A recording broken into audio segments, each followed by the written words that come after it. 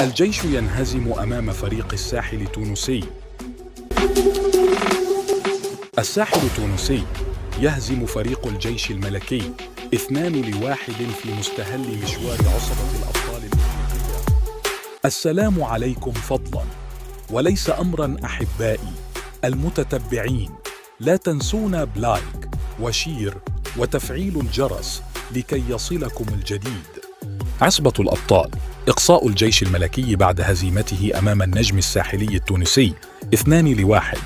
أقصي فريق الجيش الملكي من بطولة دوري أبطال أفريقيا يومه السبت بعد خسارته أمام ضيفه النجم الساحلي التونسي بنتيجة 2-1 لحساب إياب الدور التمهيدي الثاني. وتمكن الفريق العسكري مع الانطلاق الشوط من الوصول إلى مرمى جمالي في العديد من المحاولات التي شكلت الخطورة على الفريق التونسي، لكن دون ترجمتها لأهداف. هذا وعرفة الجولة الأولى طرد لاعب الجيش الملكي زهير مرور ليستغل الضيوف النقص العديدي ويسجل الهدف الأول في الدقيقة 20 من عمر المباراة بواسطة اللاعب غفران النؤلي، لينتهي الشوط الأول بتقدم النجم الساحلي.